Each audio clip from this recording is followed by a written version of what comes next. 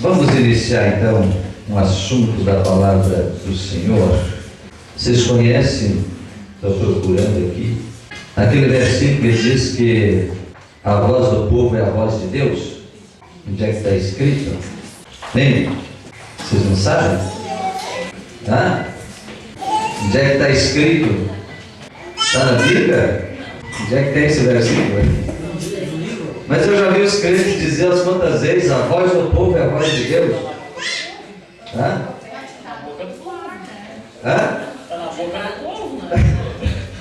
Meio estranho, né? A gente tem uns versículos esquisitos por aí. Eu acho que está lá no livro da Judite, né? Ou de Macabeus, por lá. O Toninho tem uma Bíblia desses livros. Tá bom, né? Tá certo.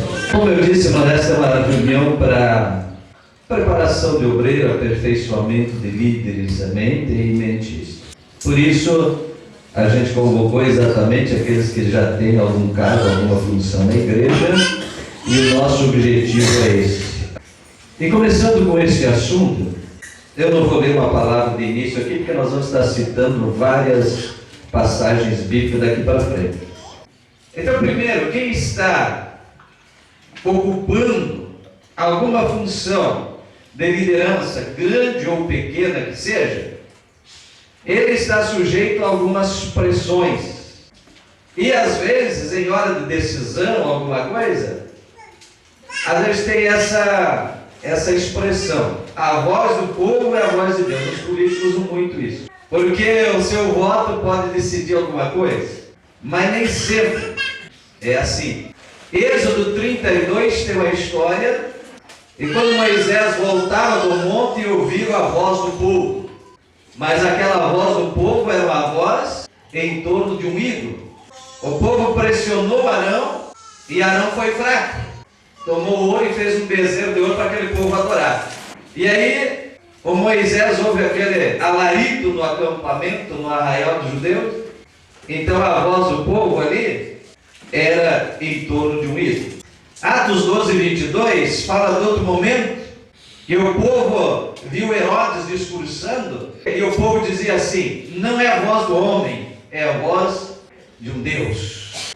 Em Números 13, a voz do povo foi contra a entrada deles na terra prometida. Tiveram que voltar para o deserto, ficar 40 anos peregrinando no deserto, porque a voz do povo foi: tem gigante lá, entrar lá, nós vamos entrar para morrer, a terra é amaldiçoada. E que Deus tinha dito que a terra era de bênção. Na história de Jesus, como em Mateus 27, a voz do povo era: crucificam. E como é difícil isso às vezes para um líder. Às vezes o povo grita: crucifica ele, acaba com ele. Aí ele está dizendo: vamos para cá, mas o povo diz: não, para lá não, vamos para cá. Vamos para a terra prometida, está para o norte, não, vamos para o sul. Então essa pressão é muito difícil. Então uma das primeiras coisas que alguém como líder, como eu disse, não importa se é pequeno, é grande a área, o departamento, ou a função que ele tem que estar preparado para esse negócio. Ele deve ter convicção da direção de Deus, da visão de Deus. Ele tem que ter suas convicções próprias e não ficar aquela Maria vai com as outras, né? Quando o vento sopra para cá, então vai para cá. O vento sopra para lá, então eu vou para lá. Não pode. A pessoa tem que ter uma convicção. E a pior coisa é a gente ficar tentando agradar todo mundo. Já tem um provérbio antigo que diz assim: cada cabeça é uma sentença. Então, se alguém que está liderando alguma coisa fica pensando: bom, eu tenho que agradar esse aqui, agora eu tenho que agradar aquele, agora eu tenho que agradar aquele, agora eu tenho que agradar aquele outro. Por quê? Porque esse quer aquilo, que quer desse jeito, que quer do outro jeito, que fica louco e não chega a lugar nenhum. Isso é uma coisa que tem que entender também numa organização, uma igreja, uma empresa, qualquer coisa. Tem uma liderança que tem uma visão, que tem um alvo, tem um objetivo, que tem um caminho a seguir. Então, daí só anda junto quem está afinado nesse negócio. Quem não entra e não entende nesse assunto não anda junto. E se a gente tentar ficar agradando todo mundo, Aquele quer que seja preto, aquele quer que seja branco, aquele quer que seja amarelo, não sei o quê. Cada semana o senhor vai pintar a cor da igreja de um jeito, né? Tá bom? Agora, se ficar todo dia ouvindo um, vai todo dia pintar com a cor. Não é verdade? Porque cada cabeça é uma sentença e cada um pensa do jeito. Então, a voz do povo é a voz de Deus. Não é verdade? Na maioria das vezes, como está esses exemplos que se tem na Bíblia, essa voz é contrária. É para isso que Deus levanta lideranças que tem que conduzir no rumo certo, no rumo que Deus dá, porque senão a coisa realmente complica. Então, você deve ter uma convicção e não ceder a pressões, mas ter convicção e saber, claro, passar esse negócio também.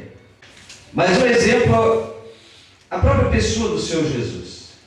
Vocês estão lembrados que eu preguei, que falei da multiplicação dos pães, da tempestade dos discípulos no mar, né? Que Jesus apareceu pela madrugada, caminhando sobre a água, e daí aquela multidão que tinha ficado, passou no outro dia o mar e encontraram Jesus em Cafarnaum, e Jesus deu aquela exortação para eles, dizendo: olha, vocês devem trabalhar pelo pão que não perece, e não pelo pão que perece, que acaba aqui. Vocês vieram para cá por causa do pão e do peixe que eu multipliquei lá ontem, e não por causa do poder de Deus ou dos sinais de Deus.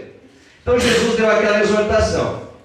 E aí Jesus aproveitou aquela história do pão que ele tinha multiplicado no dia anterior e disse: olha, vocês comem desse pão, comeram ontem, hoje já estão com fome de novo. Aí Jesus disse o quê? Eu sou o pão da vida. Quem come desse pão nunca mais terá fome, nunca mais terá sede. E Jesus foi aperfeiçoando, foi adiante nesse sermão, a ponto dele chegar e dizer assim: verdadeiramente a minha carne é comida, meu sangue é bebida. E aquele que não come a minha carne, não bebe meu sangue, não tem parte comigo. E esse sermão foi ficando pesado, foi ficando duro, e algumas pessoas não entenderam. E aquela multidão começou a ir embora. Começou a deixar Jesus. Muita gente começou a deixar. Os discípulos se preocuparam: mestre, o povo achou duro demais o sermão e está indo embora. Eu pergunto, isso é uma pressão ou não é em cima do líder? É ou não é? É uma pressão. Tem gente indo embora, os auxiliares mais achegados chegam e dizem: olha, o povo está abandonando o barco, não gostou do sermão, acharam muito dura essa palavra. Quer dizer, em outras palavras, vamos mudar um pouco, vamos moderar um pouco a coisa aí? Quem sabe mudamos de direção? E sabe que dentro da igreja é o que mais acontece? Hoje é o que mais acontece. E quando a gente fica preocupado só em questão de números, a gente fica com essa preocupação. Não, mas eu tenho que agradar esse, eu tenho que agradar aquele, eu tenho que não sei o quê. E tem que contornar isso, eu tenho que mudar o discurso, eu tenho que mudar a minha doutrina. Então, de certa forma, é isso. Jesus, você vai ter que mudar a sua doutrina. Ficou muito severa, muito dura essa doutrina aí. Você vai ter que mudar esse sermão, o povo está indo embora. Mas qual foi a resposta de Jesus? Me responde aí. Qual foi a resposta de Jesus para os discípulos aí, para Pedro? Pedro tinha sempre assim uma liderança, era o primeiro a falar, o primeiro a estar ali com Jesus e a falar. O que foi que Jesus disse para Pedro? Não quer ir junto também com eles? Repete. Não quer ir junto? Vocês querem ir com eles também? Foi a palavra de Jesus. Né? Se a gente faz isso na igreja ontem, hoje, capaz de a metade embora, o pastor agora está comendo milho. O que é isso? Não fica mais ali. Aí Jesus disse para eles: querem também? Pedro disse uma resposta maravilhosa. Como é que foi? Me ajudei. Para onde nós iremos? Só o Senhor tem as palavras da vida. Então Pedro havia entendido aquilo que os outros não haviam entendido. Mas debaixo daquela pressão, Jesus mudou a visão dele? Jesus mudou o ensino dele? Não. E a mesma coisa, nós não temos que estar com um ensino para agradar pessoas. Por quê? Porque nós fugimos da missão da igreja. A igreja tem um ensino, tem Tem uma doutrina para preparar para a salvação e para a vida eterna. Se alguém não quer aceitar isso, irmão, paciência. Mas nós não podemos mudar o evangelho, mudar a palavra, mudar a doutrina, mudar o ensino. Porque eu preciso agradar para ter números na igreja. Para dizer, agora eu tenho uma multidão. E não tenho medo de dizer isso, porque eu conheço muita gente, muita igreja, muito pastor por aí, que está mais preocupado em dizer, eu tenho um número X, tantos mil, mas dentro dessa visão, está mais preocupado em agradar e ter um número, do que pensar, está no caminho certo? Está no rumo certo? Pastor, o senhor não quer números? Claro que eu quero. Claro que eu quero. Estamos trabalhando para isso. Mas dentro da visão correta que Deus tem nos dado, do entendimento da palavra, do alvo, do objetivo da igreja na terra. Dentro dessa visão, dentro desse alvo, dentro desse objetivo. Ah, mas daí é mais difícil. Claro que é mais difícil. Nós sair aí, fazer show e fazer barulho e arrumar um montão de gente é fácil. Agora, leva a se converter a Jesus. É difícil. Agora, há poucos dias, conversando com um pastor da outra igreja de Sapiranga, ele disse que encontrou uma pessoa, uma empresa lá, uma pessoa conhecida dele, e essa pessoa contou que estava frequentando uma igreja, tá lá, assim, ah, que bênção, está indo na igreja, maravilha. Então já tomou uma decisão, aceitou Jesus como teu Salvador, como é que está indo lá, já disse, não, o que é isso? Que negócio é esse? Não, o senhor não, lá não. O senhor já está, seu quanto tempo que você está vindo na igreja? Já um tempo? Aí disse, não, a minha empresa está ótimo, está prosperando, está de vento em pouco, melhorou que nossa, depois que eu estou indo lá na igreja. Mas de conversão não tinha ouvido falar nada ainda. De deixar o pecado, não tinha ouvido nada ainda. Então tem coisas assim, ó. Então que tipo de trabalho, de tipo de obra estamos fazendo? Irmão, toda a palavra de decisão, escuta bem isso, toda a palavra de decisão, ela vai gerar uma divisão. Pastor, está errado isso? Não. Toda palavra que leva o povo a tomar uma decisão, a fazer uma escolha, ela vai gerar divisões. Está na Bíblia? Está na Bíblia. Lucas, capítulo 12, verso 51. Quem pode ler em voz alta aí para nós, pode ler. Os montes que vim para dar paz à terra, não eu uma afirmo antes de divisão. 12, 50, a palavra de Jesus Cristo. Continua ali mais adiante um pouquinho. Porque daqui em diante estarão 5 divididos numa casa, 3 contra 2 e 2 contra 3. Estarão divididos pai contra filho, filho contra pai, mãe contra filha, filha contra mãe, sogra contra nora e nora contra sogra. Quem disse essa palavra? Como é que está ali no verso 51? Você pensa como é o que eu vim trazer? Onde que vim para dar paz. Para dar paz. Mas não, o que ele disse aí? Pergunta. Não, eu vou afirmo antes de divisão. Eu vim trazer divisão. Você já ouviu alguém pregar essa palavra de Jesus na igreja? Quem já ouviu uma pregação na igreja sobre essa palavra de Jesus? Levanta a mão. Quem já ouviu essa pregação dessa palavra na igreja? Por quê? Por que tem algumas palavras que não são pregadas? Nós temos que ter a Bíblia no todo, nós não podemos escolher partes da Bíblia, as partes que nos agradam. Não, mas nós não pregamos união, comunhão, e não sei o que, pregamos. É na união que Deus ordena a bênção, tá? Agora Jesus disse, vocês pensam que eu vim trazer paz? Vim trazer divisão. De agora em diante, dentro de uma casa vai estar dividido, marido e mulher, pai e filho. Mas o que é isso, pastor? Que absurdo. Mas é Jesus que disse. É claro que nós precisamos entender da maneira correta. O que eu disse antes? Que toda a palavra que exige ou que leva o povo a tomar uma decisão, ela vai causar uma divisão. Por que vai causar? Porque uns vão aceitar e outros não vão aceitar. Então o que Jesus disse é que dentro da família alguns vão se converter, outros não vão, e está feita a divisão. Quem é aqui que foi rejeitado por familiares porque aceitou Jesus? Tem alguém aqui? Quem mais? Aqui? Aí o pai, a mãe, o irmão, isso aí não é mais da família, isso aí não sei o que é. É o que Jesus falou aqui, não é? Quantos testemunhos nós ouvimos de pais que disseram, isso aí não é mais meu filho. Virou desses crentes aí, agora não é mais meu filho. Quero mais saber. É o que Jesus disse aqui. E assim é em tudo. Quando você tem uma mensagem, quando a igreja tem uma mensagem, quando a pregação tem uma mensagem, que leva a pessoa a ter que fazer uma escolha, leva as pessoas a ter que... Foi o que aconteceu ali com Jesus. Jesus deu aquele sermão realmente forte ali, e o que causou? Causou uma divisão. Algumas pessoas ficaram e outras pessoas começaram a ir embora, começaram a desistir. O que houve? Houve uma divisão. Jesus mudou o sermão e a direção do assunto dele? Não.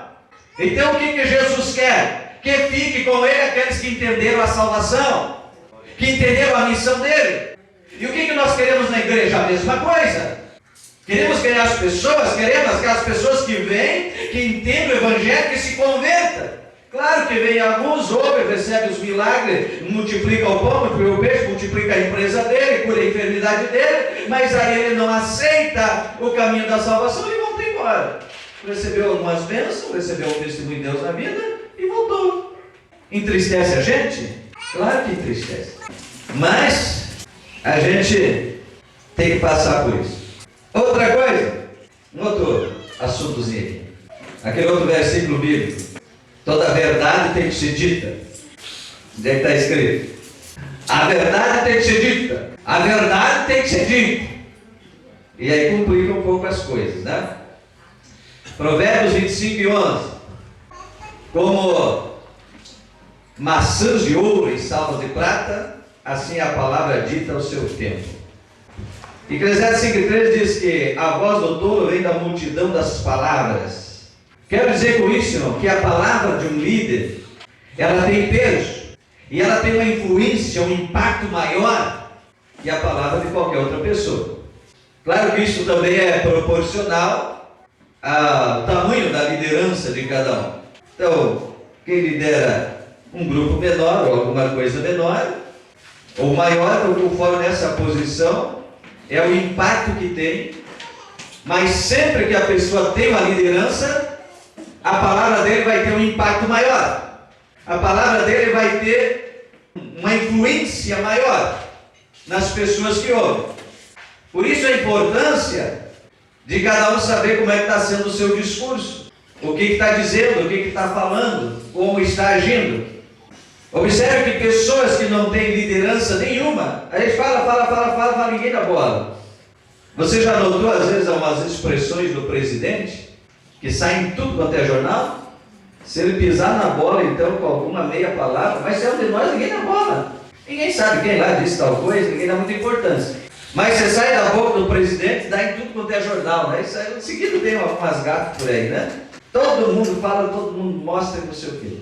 Então, por quê? Porque tem uma liderança grande. Então, a palavra dele tem um impacto maior. Precisamos entender dentro da igreja isso também. Que às vezes a palavra do membro da igreja, apenas aquele que é apenas membro da igreja, às vezes a palavra dele parece que não dá muito, mas se sai de um líder da igreja, casa uma ovelha, né? Qualquer que seja boa ou ruim esse negócio, mas dá um impacto maior. Então por isso que a gente tem que ter esse cuidado nessas coisas. Eclesiastes 5:2 diz assim: não te precipites com a tua boca, nem o teu coração se apresse a pronunciar palavra alguma diante de Deus, porque Deus está nos céus e tu estás sobre a terra, pelo que sejam poucas as tuas palavras. Sejam poucas. Isso aqui está falando de prudência. Prudência nas coisas, né? Então, Tiago também disse assim, 3:5, assim também a língua é um pequeno membro e gloria-se de grandes coisas. Ou vede quão grande bosque um pequeno fogo incendeia. Então as pessoas seguem as lideranças, é normal, elas seguem. E por isso que aquilo que sai da liderança tem que ter prudência. E quando a igreja assim é um corpo, então você tem uma função na igreja, e você fala alguma coisa levianamente aí fora, ou para outras pessoas, eles dizem, é lá daquela igreja, uma pessoa daquela igreja, um obreiro daquela igreja, um diácono, uma diaconisa, um presbítero, um pastor, lá daquela igreja. Então isso dá um impacto maior. Nós costumamos às vezes falar ou queixar daqueles ímpios, daquelas pessoas que criticam às vezes a igreja. E às vezes a gente se ofende com a crítica deles. Irmão, essas pessoas que às vezes criticam a igreja, não é simplesmente criticar a vida do crente, é porque ele está esperando ver algo melhor na vida do crente. E quando ele não vê, então ele critica. Alguém toma por ofensa, está criticando, está zombando. Não, é porque ele estava esperando ver algo melhor. Estava esperando ouvir algo melhor. Porque a igreja, o crente, ela tem a sua liderança espiritual e tudo. Embora essa gente às vezes nem entenda muito disso, mas eles estão de olho, eles veem esse negócio e eles esperam ali ver algo que eles não têm, ver algo melhor do que eles conhecem. Então muitas vezes jogam pedra, criticam pela decepção, a frustração, embora não seja com esse entendimento aparente, mas na realidade é isso. Ele viu algo que não era o que ele esperava, e então ele critica, ele fala, por causa disso. Então é muito importante a gente pensar no que fazer. Quem é que ouviu falar alguma coisa de um homem chamado Sócrates? Não esses de agora, de antigamente. Quem é que sabe alguma coisa desse homem? Quem era ele?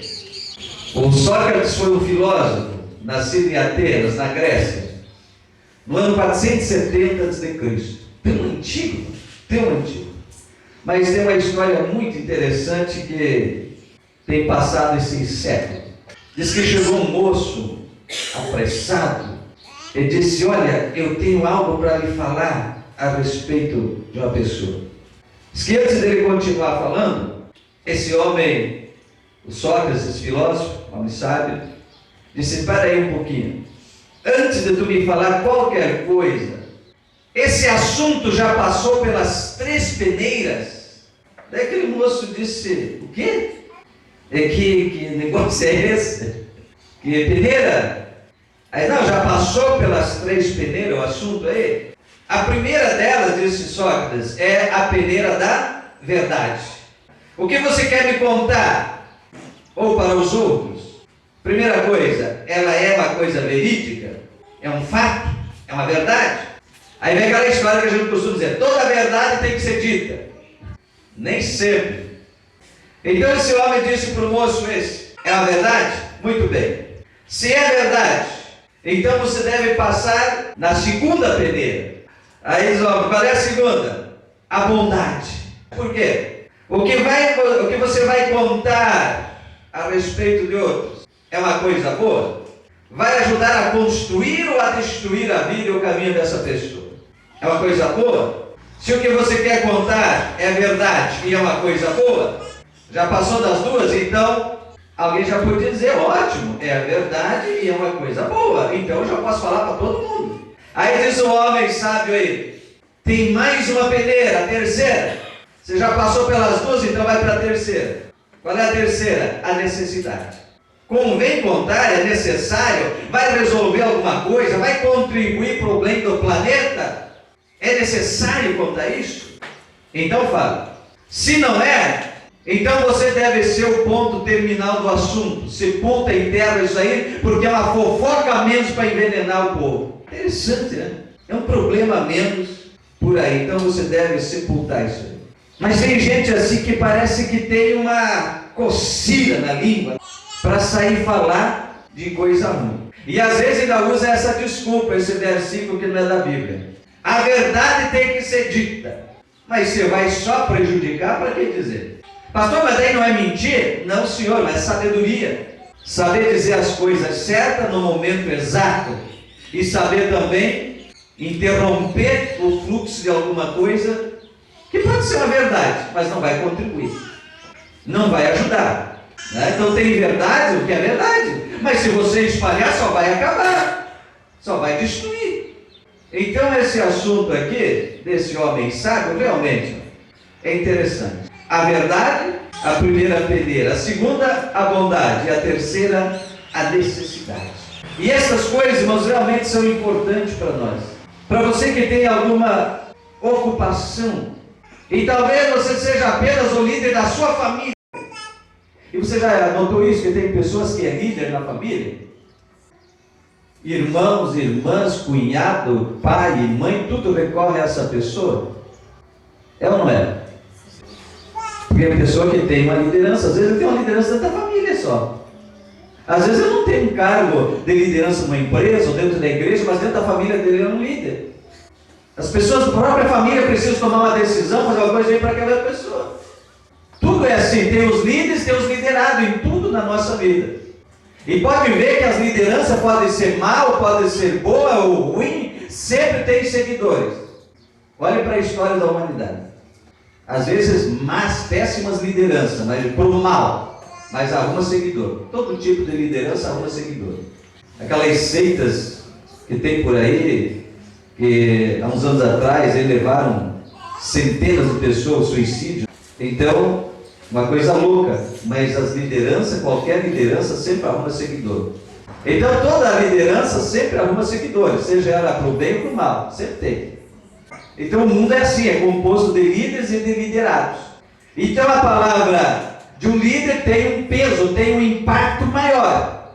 E você exerce dentro da igreja, por mais pequena que seja a tua função, mas o que a Bíblia diz, que Jesus diz? Ser fiel no pouco e no muito eu te colocarei. Então às vezes um dos erros cometidos por aí afora, eu vou dar um carguinho para o fulano aqui, ver se ele se endireita, ver se ele melhora. Não, eu já ouvi isso de pastor. E já hoje eu vou dizer um segredo para vocês aqui. Porque pela região aí afora, tem obreiros às vezes que iam ali, querem mudar, eles vão para outros campos, mas não vêm para mim. E isso eu já ouvi de outros pastores. Não, lá contigo é difícil o negócio. Eles não vêm. Exatamente por causa dessas coisas que eu estou falando aqui. Desses detalhes aqui. Disso tudo que eu estou falando aqui. Não, lá com o pastor Aldemir, a coisa lá é mais difícil. É mais difícil. Eu vou passar muito exigente. E assim vai. Várias outras coisas. Não é questão de ser exigente. A questão é da verdade da palavra de Deus. Não, o pastor Albem não gosta de consagrar, obreiro. O pastor Albem não gosta de dar cargo, de dar função para as pessoas. Por quê? Porque a gente ouve isso. Fulano aí, dá um cargo para ele aí, vê se ele endireita na igreja, vê se ele alinha. É a pior coisa. Uma coisa que os sábios dizem por aí, que é conhecer uma pessoa, dar cargo para ele, dar uma função para ele. Você vai conhecer o caráter e o temperamento dele.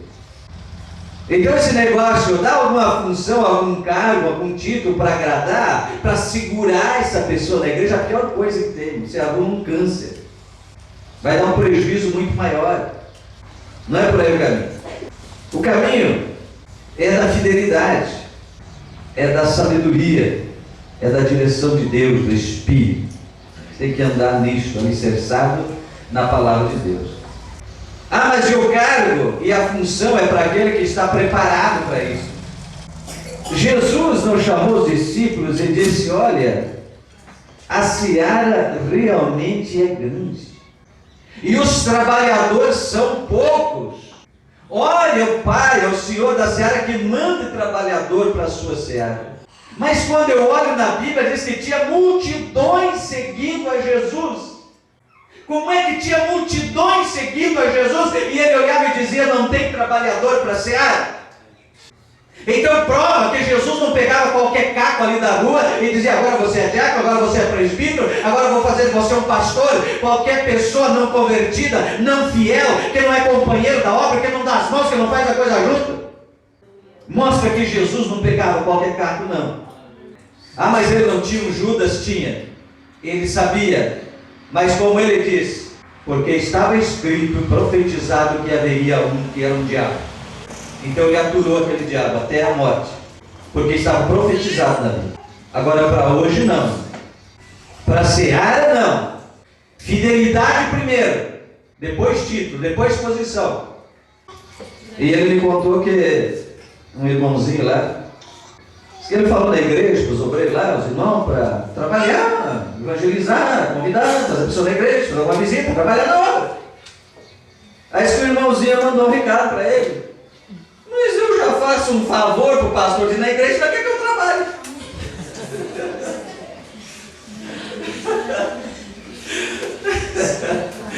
Não sei se vocês conhecem ela. que é isso? Eu já faço um favor com o pastor e no culto. Ai, Jesus, tem misericórdia. É só rindo, né? Eu já faço um favor de no culto, ainda quer que eu trabalhe. Aí dá dó, né? Misericórdia. Glória a Jesus. Irmão, o líder não pode se dar ao luxo de guardar mágoas. Amém? Outro tópicozinho da continuação. Não pode se dar ao luxo de guardar mágoas. Guardar queixas no coração. Claro que primeiro nós aprendemos com Jesus. Naquele momento que aquelas pessoas foram embora, Jesus não ficou magoado. Nem na cruz Jesus ficou magoado. Pelo contrário, ele disse: Pai, perdoa essas pessoas que não sabem o que eles estão fazendo. Então na igreja também acontece isso. E às vezes são pessoas que a gente investiu. Não, Claudecir? Tempo, oração, visita, algum tipo de ajuda. Às vezes pessoas que a gente investiu naquela pessoa. Daqui a pouco, né, Toninho? Que não acontece isso, né? Daqui a pouco essa igreja não presta mais para mim. Esse pastor, não sei o quê. O pastor estava com a cara meio amarrada para mim hoje, eu não vou mais nessa igreja. Como se o pastor não fosse ter carne e osso e algum dia pode estar meio cansado, meio com sono, que nem hoje, né? Mas eu dormi bem. Meio pouco, mas dormi bem. Tá certo? Quase que em meia hora. No fim ainda tive que esperar o ônibus. Está magoado, pastor? Não, não estou. O motorista acelerou e chegamos só 20 minutos atrasados, a hora marcada e atrasado. Você tem que estar curado. Amém? Acho que é essa a palavra. Tem que estar curado da sua alma, do seu emocional, do seu coração. Pega um chazinho para tomar, mas não desliga do assunto. Esteja atento. Alguns estão anotando, amém? Mas ele está filmando ali, depois eu vou fazer o DVD para quem quiser. O líder não pode se dar ao luxo de guardar mágoas, feridas no coração. Ah, mas eu trabalhei, investi, me abandonaram e me deixaram e ainda saíram falando mal de mim, não sei o quê. Ei, meus irmãos, se a gente fosse atrás disso, o profeta Samuel passou por isso. 1 Samuel capítulo 8, verso 6. Samuel, um homem que a Bíblia diz, Deus diz na sua palavra, na palavra de Deus, que nenhuma das palavras de Samuel caiu por terra. Aquele moço que Ana entregou ainda menino no templo, segundo o voto dela, para ser criado no templo. Então ele foi criado já no templo, servindo a Deus desde menino. Ele diz que nenhuma das suas palavras Deus deixou cair por terra, Deus honrou, cumpriu. Profeta, sacerdote, ele acumulava essas funções, por isso ele se tornou um tipo profético de Jesus Cristo. Ele acumulava esses ministérios, foi um intermediário, uma transição no período. Só que o que aconteceu? Samuel estava velho. E os filhos dele não eram fiéis. Aí o povo veio e disse: Samuel, não dá mais. Nós queremos um rei igual as outras nações têm rei. Nós não temos. Você está velho e teus filhos não servem, não são fiéis. Então, Samuel, nós queremos um rei igual as outras nações têm rei. Nós queremos um rei, não queremos mais. Você não tem condição mais de continuar. Era por aí as palavras. Leia a Bíblia, você vai entender. O que aconteceu com Samuel? Samuel ficou triste. Quem é que não ia ficar triste? Né, Toninho? Quem é que não ia ficar triste?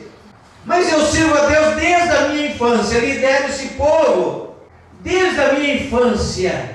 O que eles estão pensando agora? Samuel foi orar.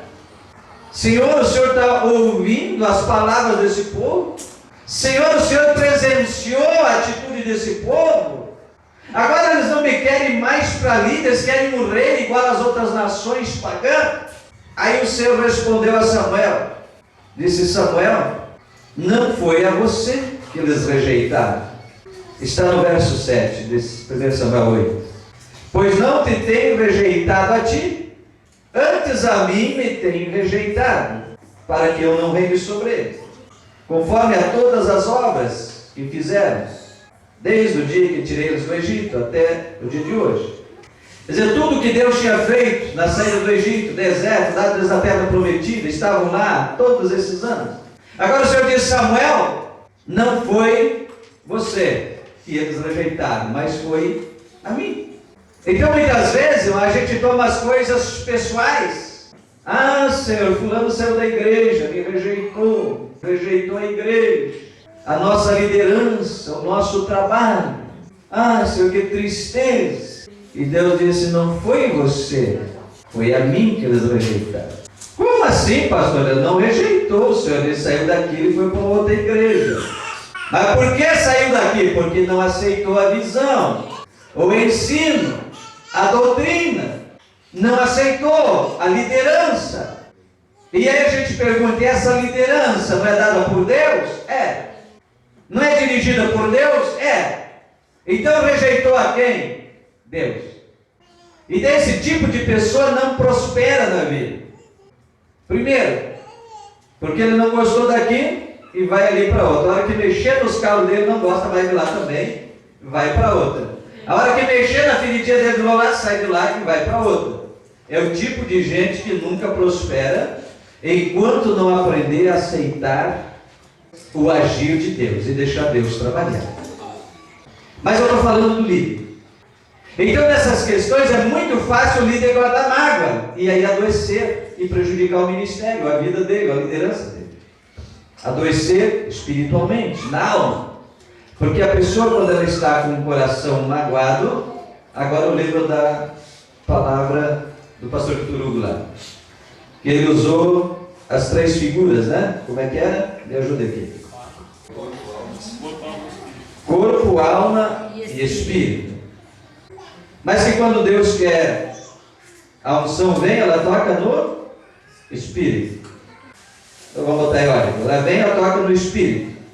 E o espírito então age aqui na nossa alma, aqui dentro de nós. E o teu corpo mostra isso fora.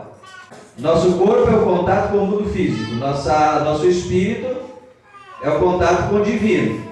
Então de Deus, Deus vem e toca no espírito. Aqui, irmãos, entra a questão dos profetas. Eu estou chegando lá. Então quando essa unção vem de Deus e toca no nosso espírito, ela vem pura.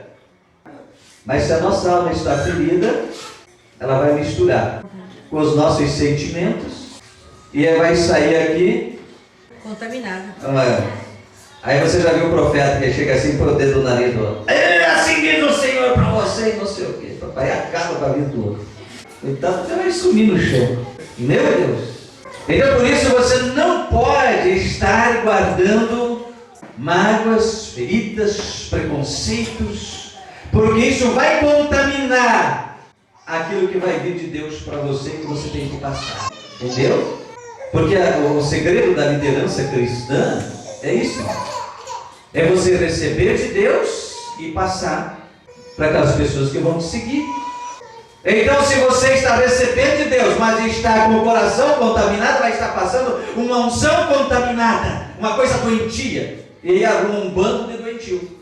Agora se você está curado, você não está guardando mágoa, aí que entra as questões que nós temos ensinado muito. Perdão, perdão, perdão. Perdão traz cura, perdão traz saúde, perdão traz alívio, paz no coração, perdão. Aprenda a perdoar, aprenda a viver no perdão, aprenda a remover a mágoa. A Bíblia já diz que uma mágoa no coração contamina muitos. Então aprenda isso, por quê? Porque você tem que passar algo puro para os outros. Ah, pastor, mas eu lidero só 5. Esses 5 podem se tornar líder mais 5, mais 10, mais 20 e a coisa não tem fim. Então é uma matemática muito simples. Pode ser uma progressão geométrica do negócio. Se você passa algo ruim para 2 pessoas, essas 2 pessoas vão passar mais 2 cada uma, já são 4. Se esses 4 para mais 2, já são 8. E vai para 16, vai indo. Porque tu está passando uma coisa doentia. Agora quando você passa uma coisa sarada, abençoada, também vai ser bênção. Então você vai reunir um rebanho curado, sarado, abençoado. Porque você está passando uma unção pura, como você recebe de Deus. Porque você curou o seu coração, não deixou essas feridas crescer. Tem muita gente hoje, irmão, buscando para si profetas, líderes que preguem e falem o que eles querem ouvir. Eu quero que alguém leia 2 Timóteo capítulo 4, verso 1 a 5 para nós ler. Abra sua Bíblia, fica em pé. e leia em voz alta. 2 Timóteo, capítulo 4, verso 1 a 5. Juro-te perante Deus em Cristo Jesus, que há de julgar vivos e mortos, pela sua manifestação e pelo seu reino. Prega a palavra justa, quer ser oportuno, quer não. Corrige, repreende, exorta com toda hombridade e doutrina. Pois haverá tempo em que não suportarão a sã doutrina. Pelo contrário, pertencerão mestres segundo as suas próprias cobiças, como que, sentindo coceira nos ouvidos, e se recusarão a dar ouvidos à verdade, entregando-se às fábulas. Tu, porém, se sóbrio em todas as coisas, suporta as aflições, faz o trabalho de um evangelista, cumpre cabalmente o Até teu aí. ministério. Isso. Com uma atenção especial, o verso de número 3, diz assim: porque virá tempo em que não sofrerão a sã doutrina, mas tendo os ouvidos, amontoarão para si doutores, conforme as suas próprias concupiscências ou desejos carnais. Aí ele fala aí a Timóteo, Paulo aconselhando a Timóteo, dessas pessoas que se desviam, dando ouvidos a fábulas, ou voltando para fábula. O que é uma fábula? Uma fantasia, uma história, lenda, coisa assim, uma fábula, uma lenda, coisa dessa natureza. Irmãos, prestem atenção nos tipos de coisa que acontece por aí hoje. Livros, pregações em alguns programas de televisão, algumas coisas dentro de algumas igrejas que viraram realmente contos de carochinha, fábulas, imaginações. História, irmão, de maldição hereditária, história de prosperidade, umas coisas aí. Tem tanta imaginação, tanta coisa até antibíblica sendo pregado e ensinado por aí que vocês não fazem ideia. Então o que Paulo disse a Timóteo? Essas pessoas vão deixar, como tendo coceira nos ouvidos, vão buscar mestres ou doutores que falem aquilo que elas querem ouvir. Algo que eu comecei falando sobre a pressão, das pessoas começar a pressionar. Há um tempo atrás chegou uma pessoa lá em Sapiranga, que tinha vindo de Minas Gerais, nem sei se os irmãos lembram, e começou a ir nos cultos. Ela tinha ido uns 3 ou 4 cultos já, estava até sem faltar culto fim de semana. Aí chegou um dia para minha esposa e disse: escuta, o pastor não prega prosperidade aqui na igreja? E daí essa pessoa não voltou mais na igreja. Ele falou: não, ele prega sim, precisa entender o assunto. E ela não voltou mais na igreja. E aí ela chegou na igreja, ela queria continuar ouvindo a mesma coisa. Então, quando ouviu uma palavra diferente, né? Aí ela não gostou do assunto. E está cheio disso por aí. Aí é o seguinte: vamos mudar o discurso para agradar as pessoas? Pastor, mas nós temos que ganhar gente. Mas nós temos que ganhar para Jesus, não para nós. Nós temos que ganhar para o céu, para o reino de Deus, não para o nosso reino. Se a gente quer sair fazendo um monte de promessas, eu fico meio arrepiado em algum lugar que eu chego. Por quê? Porque estão fazendo um monte de coisa para agradar e reunir pessoas. Mas aí, nós estamos ganhando para quem? Para o reino de Deus ou para o nosso? Né? Então são coisas realmente sérias. Outro dia mencionei um pouco lá a palavra de Deus, de 2 Crônicas, capítulo 18. E também está em 1 Reis 22, repetida essa história. Que é aquela história do rei Acabe e de Josafá. O Acabe era rei de Israel, Josafá era rei de Judá.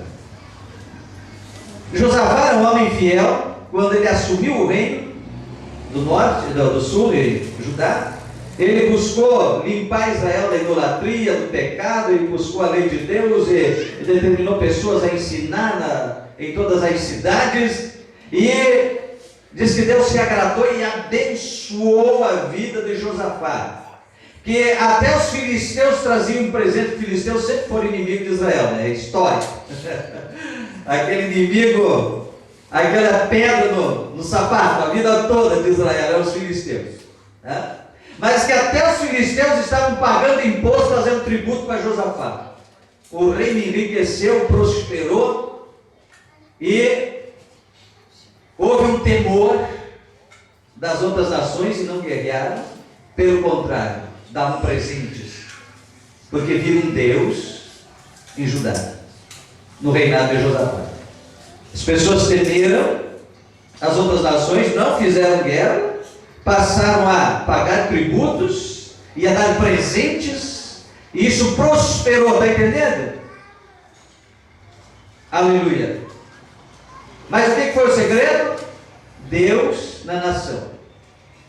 Mas no norte, Israel reinava Acabe, aquele Acabe da Jezabel, aquela coisa terrível, tenebrosa, que desviou Israel e virou para a idolatria. Mas eram meio parentes lá de família, se aparentaram por casamento. E Josafá foi visitar o rei de Israel, Acabe. E Acabe fez uma cerimônia, recebeu ele lá e tudo. Josafá estava lá em cima, né? Na graça, na bênção, rico, as nações temiam ele. E o Acabe era fraco. E Acabe queria ganhar de volta algumas cidades que tinha sido perdido para a Síria. Josafá, vai à guerra comigo? Vamos. Somos um só povo, um só exército, vamos à guerra. Vamos contigo. O Acabe querendo se aproveitar da situação, né? Aí vem uma coisa interessante. Josafá disse, vamos. Mas escuta aqui, não é melhor nós consultar os profetas do Senhor aí? Consultar a palavra de Deus? Isso é coisa interessante. Pessoa que teme a Deus e que tem Deus na vida, vamos orar primeiro.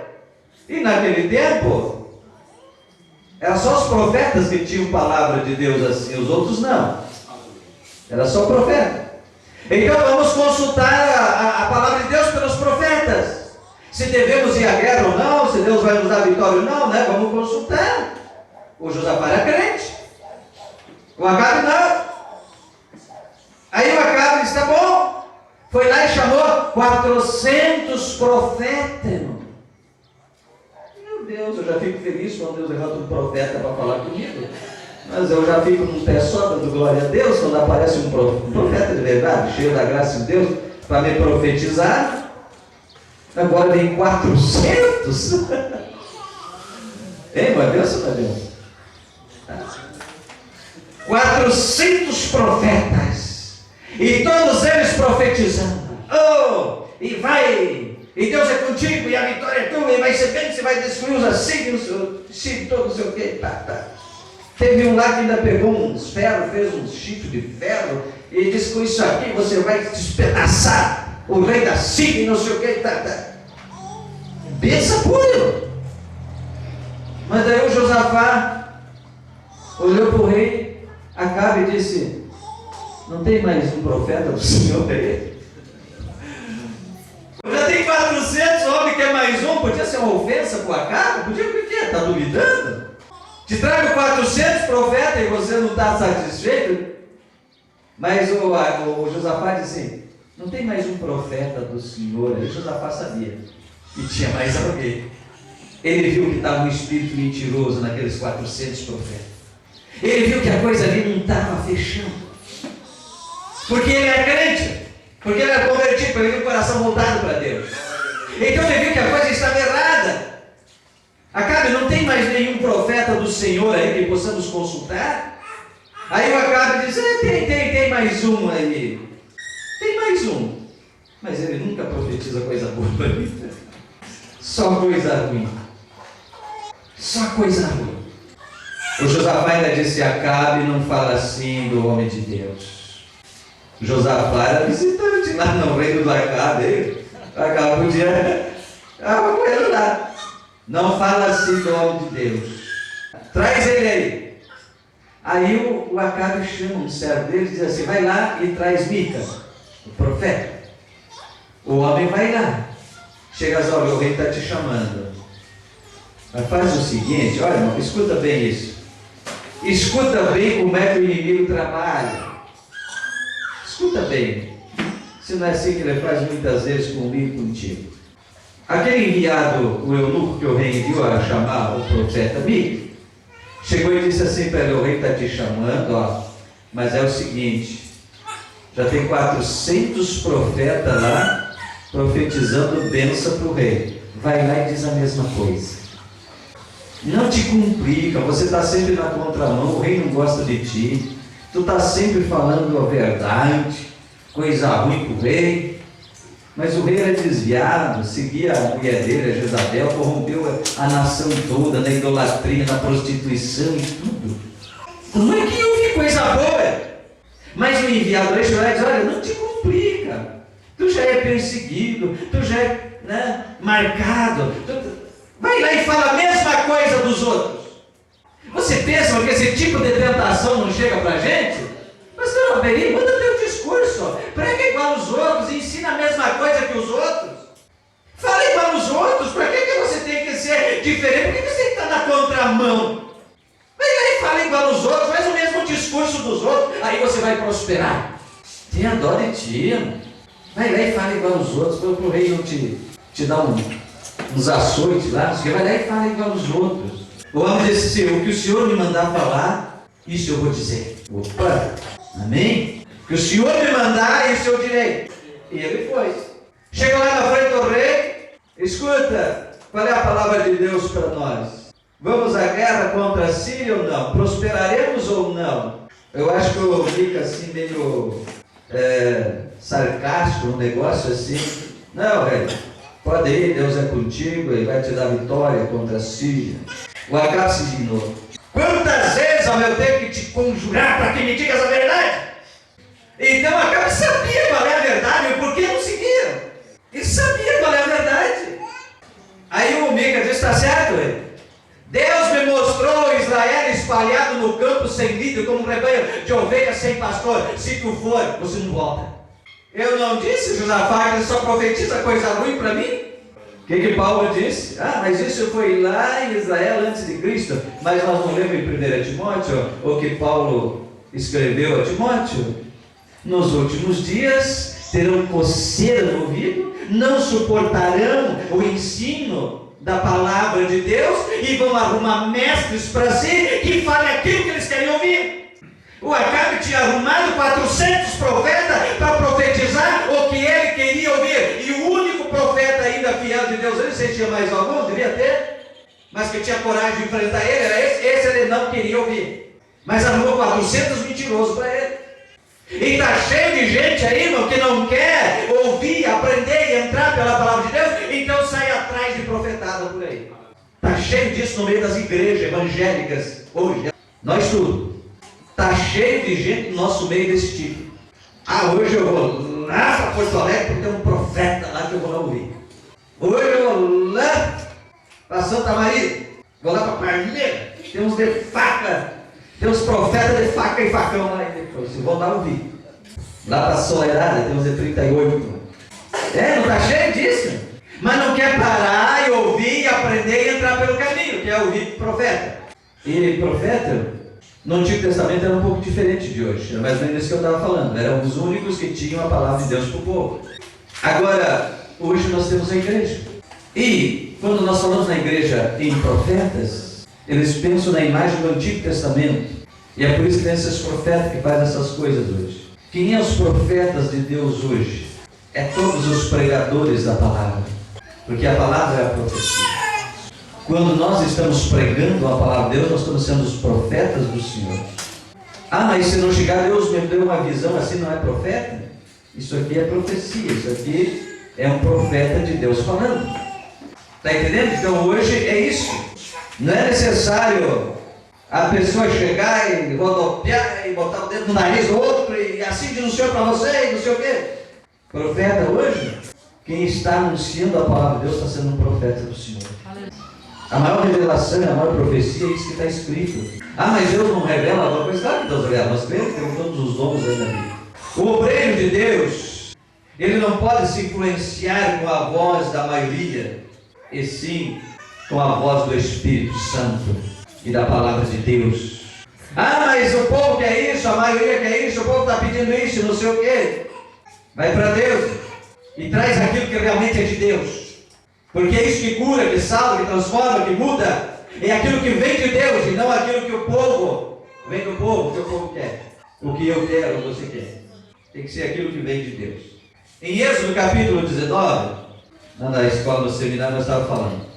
Quando consagrava o sacerdote, escuta bem isso, tinha que fazer um sacrifício de um animal para a remissão de pecados, enfim. E daí tinha que pegar o sangue daquele sacrifício e passar na orelha direita do sacerdote, no polegar direito da mão e no polegar direito do pé. Você já leu isso na Bíblia? Já ouviram falar? Então, quando ia consagrar o sacerdote, tinha que fazer o sacrifício e tinha que passar o sangue. Orelha direita, polegar direito da mão e do pé. O que é isso? Santificação, consagração. Do ouvido para quê? Para ouvir somente Deus. Para ter o ouvido purificado, para ouvir santificado, para ouvir Deus. Para ouvir de Deus. E não ficar seguindo a pressão das circunstâncias. Ah, mas agora o vento está soprando para lá, mas agora está soprando para cá, mas agora quer isso, agora quer aquilo, e fica naquele vai e vem sem rumo, sem direção. Não dá. Então tem que, você que é líder, tem que ter o sangue de Jesus aqui na sua orelha. Ó. Tem que estar santo esse ouvido aí, para ouvir aquilo que é bom, que provém de Deus, que edifica. E não ficar ouvindo a fofoca, a queixa, usar as peneirinhas, cara.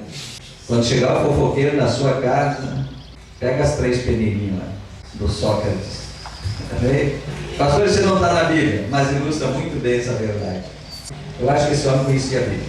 Porque o seu ouvido tem que estar ungido, consagrado. Mas e a mão, pastor? Mão fala de trabalho, obra. Tem que ter o sangue ali também, tem que estar lavado, santificado. Todo o trabalho, toda a obra da sua mão, tudo que você está fazendo, ela tem que estar consagrada. Você está tratando com almas, com pessoas que são preciosas para Jesus. Ah, mas eu não vou muito com a cara desse camarada, mas Jesus vai com a cara dele, deu o sangue dele na cruz por essa carinha ruim que você não gosta, que você acha ruim. Mas Jesus deu o sangue por ela também. Ah, mas aquela fulana lá antipática, se ela senta do lado da igreja, eu sento do outro. Nós estamos tratando com almas que custaram o sangue de Jesus. Se eu gosto ou não gosto, se a carinha é mais bonitinha, mais feinha, o meu julgar, não importa. Jesus deu a vida dele por essa pessoa. Se eu maltratar essa pessoa, estou maltratando alguém que é amado do Senhor. O que eu acho que Jesus vai fazer? Se você maltratar uma pessoa que custou o sangue de Jesus, o que tu acha que Jesus vai fazer contigo? É isso que nós temos que pensar antes de fofocar, antes de difamar, antes de abrir a boca para amaldiçoar, para falar mal desse ou daquele. É isso que você tem que pensar. Eu vou estar maltratando uma pessoa que custou o sangue de Jesus. O que é que Jesus vai fazer comigo? Aí está a raiz de muita gente cheia de problemas e sem vitórias. Porque estão sofrendo o castigo, o açoite das coisas e não aprendem. E como eu estava falando desde o começo, não perca a corrente do negócio. O líder tem um impacto maior quando ele fala. Quando ele diz, tem um resultado, uma influência muito maior. Quando ele age, quando ele fala, quando ele diz alguma coisa, o impacto dele é maior. A doutrina na igreja começa pelos líderes. Não tem como eu cobrar